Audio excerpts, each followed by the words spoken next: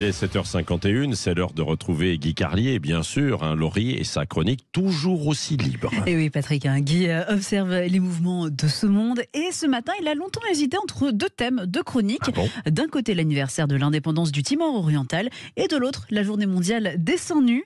Donc on comprend que le choix a dû être très difficile. Bonjour Guy. Oui, bonjour Laurie, bonjour Patrick, bonjour à tous. C'est vrai, j'avais promis hier, souvenez-vous, de vous parler ce matin des vacances de Patrick Roger, qui, tel un inlassable pèlerin de l'échangisme, est allé cette année porter la bonne parole sur la façade atlantique, plus précisément au Sable d'Olonne, où il a terminé son séjour par un bouquet final lors de la journée mondiale du topless, qui avait lieu donc samedi dernier. Oh, bien sûr, d'aucuns me diront, la journée topless au Sable d'Olonne, c'est bien, mais il y a peut-être des thèmes un peu plus importants pour le devenir de l'humanité, par exemple la Somalie, Djibouti, Madagascar, le Burkina Faso ou le Timor oriental. Le Timor oriental, justement, nous y voici. Eh bien oui, figurez-vous qu'il y a 24 ans, jour pour jour, le 30 août 1999, un référendum donnait l'indépendance au Timor oriental. Et excusez-moi Patrick Roger, mais le Timor oriental, c'est quand même plus important que vos soirées accessoires en cuir et latex au Sable d'Olonne.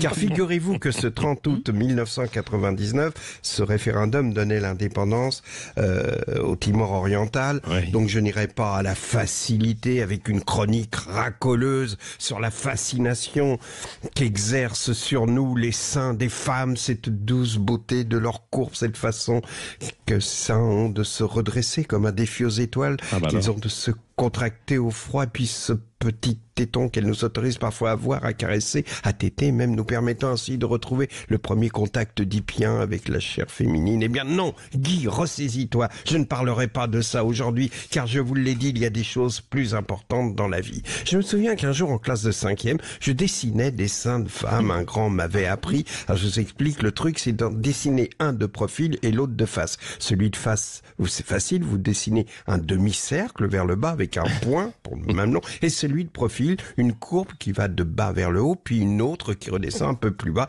Et là aussi, n'oubliez pas le point. J'en dessinais partout, sur mes protège-cahiers, mon bureau d'écolier. Et lorsque le prof m'a surpris, il m'a dit « Tu ne crois pas qu'il y a des choses plus importantes sur le débat, par exemple, le débat d'idées entre Raymond Aron et Jean-Paul Sartre sur la guerre froide ?» C'est vrai, il avait raison à l'époque.